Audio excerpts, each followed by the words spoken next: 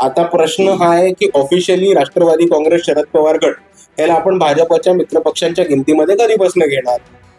शरद पवार आतमधनं मदत करत असताना का ते ऑफिशियली त्या बाजूला गेल्यावर, हा प्रश्न आता जनतेने त्यांना विचारला पाहिजे. पण दुसऱ्या पक्ष आपण जर विपक्षाची गोष्ट बघितली तर लोकांनी ज्या लोकांना निवडून दिलंय म्हणजे भाजप नको म्हणून जो पर्याय लोकांनी निवडलाय तोच पर्याय भाजपमध्ये आपल्याला जाताना दिसतोय.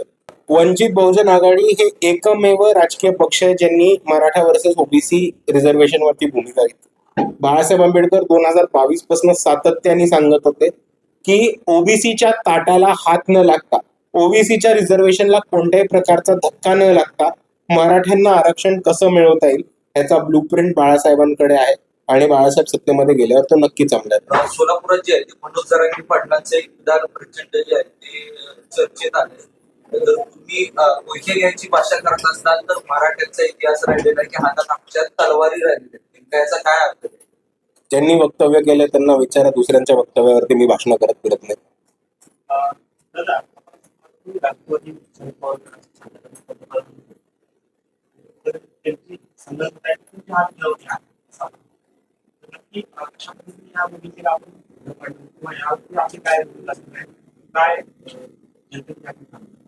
हे बघा, जी लोक भाजप बरोबर आहेत त्यांच्या बरोबर आम्ही हात मिळवणं करत नाही, ही आमची भूमिका आधीपासून राहिली. जेव्हा स्थानिक स्वराज्य संस्थेच्या पण निवडणुका होत्या तेव्हा पण बाळासाहेब आंबेडकरांचा सगळ्यांना हाच आदेश होता जिल्हाध्यक्षांना की स्थानिक पातळीवरती जी युती करायची आहे ती कोणत्याही पक्षाशी करा, पण भाजप आणि त्यांच्या मित्र पक्षांशी नाही. आता प्रश्न हा आहे की ऑफिशियली राष्ट्रवादी काँग्रेस शरद पवार गट याला आपण भाजपच्या मित्रपक्षांच्या गिनतीमध्ये कधी बसणं घेणार. शरद पवार आतमधनं मदत करत असताना का ते ऑफिशियली त्या बाजूला गेल्यावर, हा प्रश्न आता जनतेने त्यांना विचारला पाहिजे. दोन्ही बाजूने मोर्चे निघाले आहेत, आंदोलन करतात. काय तरुण असलेले अभ्यास मी दोन्ही बाजूने उत्तर देतो. वंचित बहुजन आघाडीची भूमिका 14 एप्रिलला बाळासाहेब आंबेडकरांनी राजगृहावरती प्रेस घेऊन स्पष्टपणे सांगितली होती आणि त्यांचं हेच म्हणणं होतं की असंविधानिक, अँटी कॉन्स्टिट्युशनल किंवा संविधानाच्या विरोधात जे उपवर्गीकरण आहे त्याला आमचा संपूर्णपणे विरोध असणार आहे, हे ठामपणे बाळासाहेब आंबेडकरांनी भूमिका मांडली. दुसऱ्या बाजूला एक तरुण म्हणून मी याला खूप मोठ्या अंगाने बघतो की भाजप जेव्हापासून सत्तेमध्ये आले तेव्हापासून एक डिवाइड अँड रूल जे ब्रिटिश कालीन पॉलिसी होती ती अजूनही सत्तेमध्ये आली. 2014 मध्ये भाजप महाराष्ट्रात आणि भारतात सत्तेमध्ये आले तेव्हा अख्ख्या भारतामध्ये आणि महाराष्ट्रातही आपल्याला हिंदू वर्सेस मुसलमान अशी भांडणं ठिकठिकाणी पेटवताना आणि भाजपकडनं त्याला प्रोत्साहन देताना आपल्याला दिसतं. हिंदू वर्सेस मुसलमान संपलं नाही की 2022 मध्ये मराठा वर्सेस ओबीसी भाजपने महाराष्ट्रात पेटवलं. तो वाद अजून संपला नाही की उपवर्गीकरणाच्या वेळेस बौद्ध वर्सेस मातंग हा वाद भाजपने मिळवला. तर भाजपची हीच स्ट्रॅटेजी की दोन समाजामध्ये, दोन कम्युनिटीजमध्ये भांडण लावणं, तेढ निर्माण करणं आणि ती एक दोन समाजांसाठी तो विषय पेटता ठेवणं आणि त्या आगीवरती स्वतःचे राजकीय पोळी भाजणं, ही भाजपची नेहमी राजकीय स्ट्रॅटेजी राहिली आणि आम्ही त्याच्या संपूर्णपणे विरोधात आहोत.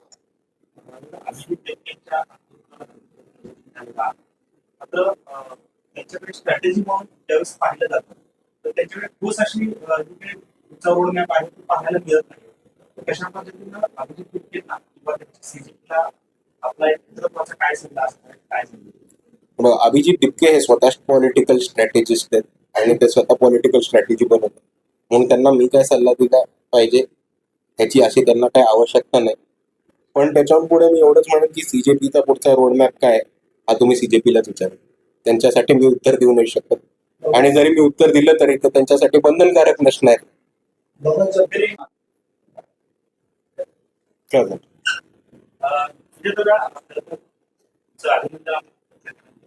थँक्यू.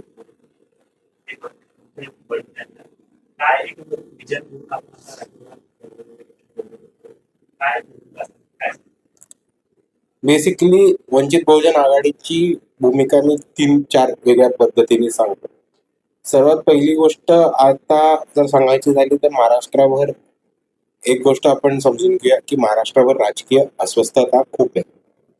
आज लोकांना असं वाटतंय की त्यांनी जो मतदान केलंय ते मतदान रिफ्लेक्ट नाही होते.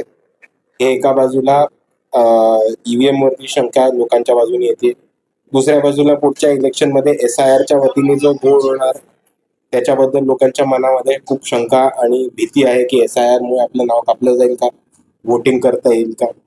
त्याच्याहून मोठी खळबळ ही महाराष्ट्रामध्ये अजून एका कारणामुळे झाली की लोकांना एका बाजूला वाटतच आहे की मतदान केलेलं खऱ्या ठिकाणी गेलंय का, SIRचा प्रश्न आहे. पण दुसऱ्या पक्ष आपण जर विपक्षाची गोष्ट बघितली तर लोकांनी ज्या लोकांना निवडून दिलंय म्हणजे भाजप नको म्हणून जो पर्याय लोकांनी निवडलाय तोच पर्याय भाजपमध्ये आपल्याला जाताना दिसतोय. 2020 मध्ये नाही 2021 मध्ये शिवसेना फुटली, शिवसेनेचे निवडून आलेले आमदार खासदार हे भाजपमध्ये गेले. त्याच्यानंतर 2023 मध्ये राष्ट्रवादी काँग्रेस फुटली, लोकांनी भाजपच्या विरुद्ध निवडून दिलेले आमदार खासदार हे परत भाजपमध्ये गेले. त्याच्यानंतर 2024 मध्ये जे महाविकास आघाडीचे आमदार आणि खासदार निवडून आलेले त्याच्यात आपण बघितलं असेल की 6 शिवसेने उभाटाचे खासदार हे भाजपमध्ये गेलेत. काही आमदार हे भाजपमध्ये जाण्याच्या वाटेवरती आहेत. त्याचबरोबर आज जर आपण दिल्लीतल्या घटना बघितल्या तर आजच सुप्रियाताई हे महाराष्ट्राच्या 8 खासदारांना घेऊन नरेंद्र मोदीची भेट केल्या गेले. त्यांनी पब्लिकली काल प्रेस स्टेटमेंट करून सांगितलंय की ही जी चर्चा होतीये ही महाराष्ट्राच्या डेव्हलपमेंट बद्दल आहे, पण ते सर्रास खोटं आहे. आजची जी चर्चा होतीये ती भाजपला डिलिमिटेशन बिल कसं पास करता येईल त्याची मदत करण्यासाठी ही राष्ट्रवादीच्या खासदारांबरोबर ही बैठक झालेली आहे. आणि तेच बघत असताना दुसऱ्या बाजूला चर्चा ही कायम चालूच आहे की राष्ट्रवादी काँग्रेस शरद पवार गट हे भाजप बरोबर जातील किंवा भाजप बरोबर विलीन होतील किंवा अजित पवार गटामध्ये विलीन होऊन ते भाजप बरोबर जातील. दुसऱ्या बाजूला आपण जर बघितलं तर सुप्रियाताईच्या ज्या मुलीचं लग्न झालंय ते लग्न एका कट्टर RSS BJP फॅमिलीमध्ये झाले. त्यांचेच जे वडील होते ते विधान परिषदेला उभे होते आणि राष्ट्रवादींनी त्यांच्या विरुद्ध आमदार म्हणजे विधान परिषदेच्या आमदारकीला तिकीट न उभं करता त्यांना बिनविरुद्ध नागपूरमधनं विधान परिषदेवरती पाठवण्याचं काम केलं. तर आपल्याला एका बाजूला दिसतं की भाजप महाराष्ट्राला लुटतोय. महाराष्ट्राची जी काही मागच्या वर्षामध्ये वाईट परिस्थिती झाली ती भाजपच्या राजकारणामुळे झाली. आणि दुसऱ्या बाजूला जे भाजपला विरोध करण्याचं नाटक करतात त्यांनीच पडद्यामागनं भाजपशी हात मिळवणी केली. आणि ह्या परिस्थितीमध्ये वंचित बहुजन आघाडीकडे खूप जास्त लोकांचा ओढ वाढतो. आपण बघितलं असेल तर कालच्या एका दिवसात मी 3 वेगळ्या शहरांमध्ये पक्षप्रवेश कार्यक्रम घेतले. मुंबईमध्ये बाळासाहेबांच्या हस्ते 3 मोठ्या गटांचे पक्षप्रवेश झाले. आणि याचा अर्थ एकच दिसतो की खूप मोठ्या प्रमाणामध्ये तरुण वर्ग एका बाजूला आणि दुसऱ्या बाजूला राजकीय जाणकार वर्ग हे दोन्ही वर्ग वंचित बहुजन आघाडी हा भाजपला हरवण्यासाठी एक पर्याय उभा राहतोय आणि मोर्चे बांधणी करतोय म्हणून वंचित बहुजन आघाडीकडे येताना दिसतो. दुसऱ्या बाजूला महाराष्ट्रामध्ये वंचित बहुजन आघाडीची परवाच नवीन कमिटी निवडून आली आणि आपण जर बघितलं तर ही कमिटी खूप यंग, नवीन, तरुण अशी आहे. आणि ह्या देशामध्ये जेव्हा खूप मोठ्या प्रमाणात युवकांनी आणि जेनझींनी मागच्या एका महिन्यामध्ये राजकीय अस्वस्थता हलवून स्वतःचा एक राजकीय प्रतिसाद उमटून दाखवला आणि धर्मेंद्र प्रधानांचा राजीनामा घेतला आणि BJPला बॅकफूट वरती टाकलं, त्या परिस्थितीमध्ये जेव्हा एवढ्या मोठ्या प्रमाणात वंचितचे लिडरशिप ही युवकांच्या हातामध्ये येते तेव्हा खूप सारे युवक नॅचरली हे वंचितकडे आकर्षित होताना आपल्याला दिसतात. पण आणि संसदेमध्ये सदस्यांची मागणी आहे आपण पावसाळ्यात शेवटचा दिवस आहे, त्याची जबाबदारी कोणतरी घ्यावी. कोणी आम्ही दिला ते स्पष्ट पण गृहमंत्री बोलायला तयार म्हणजे नक्की या सगळ्या मुद्द्यामध्ये आणखी ते संविधानाचे काही दुरुस्ती किंवा संविधानात संशोधनाचे विषय सरकारचं नेमकं धोरण आणि त्याची स्ट्रॅटेजी काय असेल ह्या सगळ्या घटनांमध्ये डिलिमिटेशन करून द्यायचं असं काय धोरण आहे? हे बघा, डिलिमिटेशनचं जे बिल होतं ते मोठ्या प्रमाणात सरकारमध्ये लोकसभेमध्येच आणून पाडलं होतं आणि त्याच्यामुळे काय झालंय की मोठ्या प्रमाणामध्ये भाजपनी इतर पक्ष फोडून स्वतःची आकडेवारी ही लोकसभेमध्ये वाढवायचा प्रयत्न केला. सर्वात पहिले आम आदमी पार्टी फोडलं, राघव चड्डा त्याचेच एक एक्झाम्पल दिसतात आपल्याला. इथं मग त्याच्यानंतर तृणमूल काँग्रेस फोडली. शायनी घोष आणि इतर खासदार म्हणजे नरेंद्र मोदींना एकेरी शिव्या देत होते, ते आपल्याला नरेंद्र मोदींच्याच पक्षामध्ये आज आपल्याला दिसतात. दुसऱ्या बाजूला मग महाराष्ट्रात आले तर त्यांना माहितीये महाराष्ट्रातले पक्ष यांनी ऑलरेडी दोनदा फोडले, त्यांचं घरचंच काम आहे ते पक्ष फोडणं, तर त्यांनी परत उभाटाचा पक्ष फोडला. 6 खासदार उद्धव बाळासाहेब ठाकरेंचे हे डायरेक्ट शिंदे सेनेमध्ये गेले होते. आणि आपल्याला एक दिसेल की अजित पवारांचा जो पक्ष आहे आणि एकनाथ शिंदेचा जो पक्ष आहे, भाजप या दोन पक्षांना आपण शेल कंपनी हा कसं नाव ऐकलंय, फंड फिरवायला शेल कंपनी वापरतात, तसं ह्यांना शेल पक्ष म्हणून वापरतात की पहिले खासदार ह्या शेलमध्ये जाऊ शेल पक्षातनं आपल्या पक्षात घेऊ, असं ते खासदार फिरवण्यासाठी हे दोन पक्ष तर शेल पक्ष म्हणून वापरतात. आणि ह्या परिस्थितीमध्ये आजच आपल्याला दिसेल की सुप्रियाताई 8 खासदारांना घेऊन जे नरेंद्र मोदींना भेटायला गेले त्याची पण तुम्हाला लवकरच माहिती मिळेल की ते डिलिमिटेशन बरोबरच चर्चा करायला गेले होते. आणि डिलिमिटेशन झाल्यावर आपल्याला हे सुद्धा दिसेल की राष्ट्रवादी काँग्रेसच्या खासदारांनी कोणत्या बाजूने मतदान केलं. आता मुद्दा राहिला दिल्लीच्या जंतर मंतरवरती झालेल्या हल्ल्याचा आणि जबाबदारीचा. आम्ही ठामपणे ज्या दिवशी महाराष्ट्र बंद केला आणि त्याच्या आदल्या दिवशी जेव्हा या घटनेचे आपल्यापर्यंत रिपोर्ट्स आले तेव्हापासून वंचित बहुजन आघाडीचे सगळी लोक एकच म्हणतात की दिल्ली पोलीस ही दिल्ली गव्हर्नमेंटच्या अंतर्गत नाही. दिल्ली पोलीस ही होम मिनिस्टरला आन्सर करते. पण आता गोष्ट अशी आहे की दिल्ली सरकार आणि केंद्र सरकार हे दोन्ही भाजपचे, म्हणून सगळे इशारे भाजपकडे जातात. दुसऱ्या बाजूला आपण जे घटनाक्रम बघितला असाल तर तो घटनाक्रम अतिशय असंविधानिक आणि क्रूर आपल्याला दिसतो. कुठेही भारताच्या इतिहासामध्ये असं झालं नाही की विद्यार्थ्यांवरती वॉटर कॅनन वापरलेत, टिअर गॅस वापरलेत, लाठ्यांना खिळे ठोकून विद्यार्थ्यांना खिळ्यांनी मारण्यात आले. त्याच्याहून मोठी गोष्ट म्हणजे काही बॅरिकेड्सला शॉक हा दिला होता आणि बॅटन्सला सुद्धा शॉक हा प्रकार देऊन लोकांना इलेक्ट्रिक करंट देण्याचं काम विद्यार्थ्यांना केलं. बरेचसे असे पोलीस होते ज्यांनी स्वतःचा नेम टॅग लपवला होता. बरेचसे अशी लोक होती जे स्वतः वर्दी पण नव्हते. म्हणजे भाजपचे भाड्याचे गुंडे हे पोलिसांबरोबर सामील होऊन थोडी नव्हते हाणामारीमध्ये सामील झाले. हा एक मोठा प्रश्नचिन्ह निर्माण होतो. आणि दिल्लीची सिक्युरिटी कोणाकडे येते, दिल्ली पोलीस कोणाच्या कंट्रोलमध्ये येतं आणि दिल्ली पोलीस कोणाच्या आदेशावरती काम करतं तर ते भारताचे होम मिनिस्टर आहेत. आणि म्हणून आमचं ठाम म्हणणं आहे की हा जो हल्ला केलाय तो अमित शहाच्या इशाऱ्यावरती झालाय. साहेब, तसाच विद्यार्थ्यांचा आक्रोश आहे. त्या विधानसभेला घेरावला देशभरामध्ये वाटतं. हो, आणि तुम्हालाच जोडून मी अजून एक माहिती देतो की आज तितकाच महत्वाचं आंदोलन हे चेन्नईमध्ये तामिळनाडूमध्ये पण सुरू आहे आणि त्यांची वेगळ्या प्रकारची मागणी आहे, त्याच्याबद्दल पण आपण बोललो पाहिजे. तर सर्वात पहिले मी चालू करतो झारखंड पासून. झारखंडमध्ये विद्यार्थ्यांनी एक खूप मोठं आंदोलन केलं आणि त्याला एका अर्थाने आपण झारखंडमध्ये परत विद्यार्थ्यांनी उलगुलान असं उभं केलंय, बिरसा मुंडांच्या भाषेत बोलायचं तर असं आपल्याला दिसेल. आणि हे आंदोलन झारखंडमधलं अजून तीव्र होताना दिसतंय. या झारखंडच्या आंदोलनाचा ऍडव्हान्टेज असा आहे की झारखंडमध्ये काँग्रेस सरकार आहे. तर आधी जे विद्यार्थी जंतर मंतरवरती आले होते आणि भाजपने त्यांना काळबोट लावलं होतं की हे पाकिस्तानी एजंट आहेत, हे चायनाचे एजंट आहेत, हे काँग्रेसी लोक आहेत, आता हेच विद्यार्थी काँग्रेसच्या विरुद्ध पण प्रचार करतात आणि काँग्रेसच्या विरुद्ध आंदोलन करतात. तर आपल्याला एकच गोष्ट ठामपणे दिसेल की विद्यार्थी स्वतःच्या प्रश्नावरती बोलायला लागलेत, विद्यार्थी व्यक्त व्हायला लागले आणि खूप ठामप्रमाणे प्रभावीप्रमाणे ते स्वतःचे प्रश्न लोकांसमोर मांडून त्याच्यावरती भाष्य करू शकतात. आणि ही महाराष्ट्राच्या राजकारणासाठी, महाराष्ट्राच्याच काय भारताच्या राजकारणासाठी आणि लोकशाहीसाठी एक खूप वेलकमिंग चांगली गोष्ट आहे असं मी मानतो. दुसऱ्या बाजूला चेन्नई आणि तामिळनाडूमध्ये एक आंदोलन चालू आहे, ते म्हणजे बॅन नीट.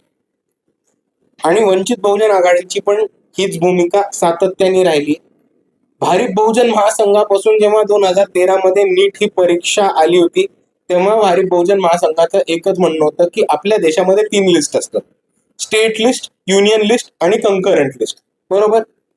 युनियन लिस्टमध्ये फक्त केंद्र सरकार हस्तक्षेप करतं, स्टेट लिस्टमध्ये फक्त राज्य सरकार करतं आणि कंकरंट लिस्टमध्ये केंद्र सरकार किंवा राज्य सरकार दोन्ही चेंजेस करू शकतात. आता हेल्थ आणि एज्युकेशन हे दोन्हीही विषय स्टेट लिस्ट मधले म्हणजे राज्य सरकारचे. आणि तुम्ही जेव्हा सेंट्रल एक्झाम नीट सारखी लावता तेव्हा तुम्ही हेल्थ आणि एज्युकेशन हे दोन्ही स्टेट लिस्ट मधनं काढून युनियन लिस्ट मध्ये टाकता. म्हणून तमिळनाडू मधनं पॅन नीट ही आंदोलन चालू झालं होतं. अनिथा नावाच्या एक विद्यार्थी होत्या, त्यांनी सुप्रीम कोर्टापर्यंत हा लढा घेऊन गेले होते की नीट रद्द झाली पाहिजे. तेव्हाही 2013 मध्ये भारिप बहुजन महासंघाचं हेच म्हणणं होतं की हेल्थ केअर आणि एज्युकेशन हे दोन्हीही विषय हे राज्य सरकारचे आहेत आणि ते राज्याकडेच राहिले पाहिजेत. आणि राज्यामध्ये डॉक्टर्ससाठी आणि एज्युकेशनसाठी ज्या पद्धतीची गरज आहे तो अधिकार राज्य सरकारकडे राहायला पाहिजे चेंजेस करायचा. एक भारतभर कॉमन एंट्रन्स टेस्ट करायची काहीही गरज नाही. या पद्धतीची भूमिका आम्ही घेतली होती आणि त्याच भूमिकेवरती आज आपल्याला तमिळनाडूमध्ये, चेन्नईमध्ये बरेचसे विद्यार्थी नीट रद्द करा या मागणीवरती आंदोलन करताना दिसतात. राजकारणामध्ये जर का राष्ट्रवादी काँग्रेस verification असेल किंवा ठीक आहे जे काही निर्णय असतील, काय काय ऐकून आलं परत म्हणा. संसदेच्या राजकारणामध्ये राष्ट्रवादी काँग्रेस जर का भाजपाच्या विविध विषयावर संशोधन असेल त्यावर जर का सकारात्मक पाठिंबा दिला तर भाजपाबरोबर गेलेली राष्ट्रवादीची भूमिका आहे महाराष्ट्रामध्ये पुरोगामी म्हणून आहे ती वेगळी आहे म्हणायचं, वेगळी होती म्हणायचं. ती कायमस्वरूपी बेडकीच होती. कारण आज आपल्यामध्ये अजित पवार नाहीये, पण अजित पवारांनी 4-5 वेळा हे वक्तव्य केले की त्यांनी जी सकाळची शपथविधी घेतली होती ती शरद पवारांच्या सांगण्यावरनं घेतली होती. 2014 मध्ये जेव्हा भाजपला एकतर्फा सत्ता नव्हती मिळत तेव्हा शरद पवारांनी भूमिका घेतली होती की आम्ही बाहेरनं पाठिंबा देऊ आणि उद्धव ठाकरेंना मजबूर केलं भाजप बरोबर जाण्यासाठी. तर शरद पवारांची पुरोगामी भूमिका ही नेहमी नाटकी आणि खोटीच होती आणि महाराष्ट्राच्या पुरोगामी वर्तुळाच्या डोळ्यामध्ये धूळ चोखणारीच होती. एकूणच धोरणावर भाष्य करताना दिसतं काही दिवसापासून. पण आज जर का ते त्यांची मानसिकताही आज त्यांची कुठेतरी विद्यमान स्थितीमध्ये होते आणि नेतृत्वावर त्याचं म्हणजे हे काय चाललंय अशा अनुभवावरती बरोबर. हे बघा, हे जे काही पक्ष आहेत ना यांच्यामध्ये नेहमी असे काही चेहरे असतात जे भाजपला ठोकणारे, भाजपच्या विरोधात बोलणारे आणि स्वतःची ती प्रतिमा करून घेण्यासाठी काही मोरके चेहरे असतात आणि त्याच्यासाठी काही चेहरे आपण ओळखून घ्यावे. पण त्याच्यावर महत्वाचं पक्षाचं धोरण कुठल्या बाजूला चाललंय, पक्षाची लिडरशिप कुठल्या बाजूला झुकते आणि पक्षाच्या लिडरशिपची कोणाशी हात मिळवणी चालू आहे त्याच्यावरती आपण जास्त फोकस केला पाहिजे.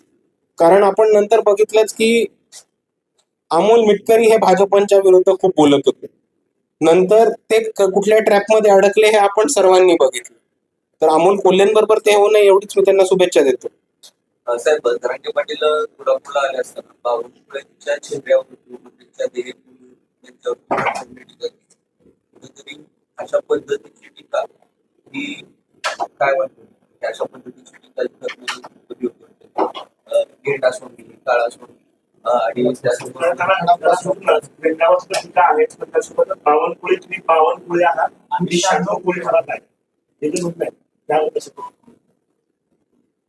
नाही, माझं हे नेहमीच वक्तव्य राहिले की खालच्या पातळीवरती टीका कोणाच्या आजारावरनं, कोणाच्या दिसण्यावरनं किंवा कुठल्याही राजकीय भूमिकांना घेऊन किंवा अनप्रोफेशनल, अनपॉलिटिकल, अराजकीय टीका कोणी कोणावर करू नये हे माझं नेहमी म्हणणं. कोणतरी एक ऍक्ट्रेस होत्या, मला त्यांचं नाव कधीच आठवत नाही, त्यांनी शरद पवारांबद्दल पण असंच काहीतरी बोललं होतं आणि तेव्हा पण माझी हीच भूमिका होती आणि ती भूमिका माझी आज तशीच राहणार. नाही 96 कुळे आहोत आम्ही, 52 कुळे आहोत. कुठेतरी जे ओबीसी आहेत हे मराठा आहेत, ओबीसी मराठा हे दाखवून द्यायचं होतं. हे तुम्ही त्यांनाच विचार. ओबीसी मराठा वाद कसाही पेटतोय, तुम्हाला तो ऍक्सेप्ट पेटवायचा तर त्यांना विचारा, मला नाही. बाबा पवारांच्या छोट्या सोडीच्या भूमिकेवर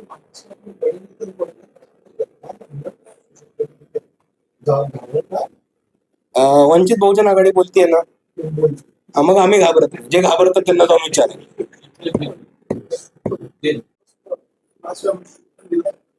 त्यांनी सोलापूरमध्ये पण आंदोलन वगैरे त्याच्या पुढच्या नंतर स्टेप्स वगैरे पंतप्रधानांचं तर राजीनामा झालं.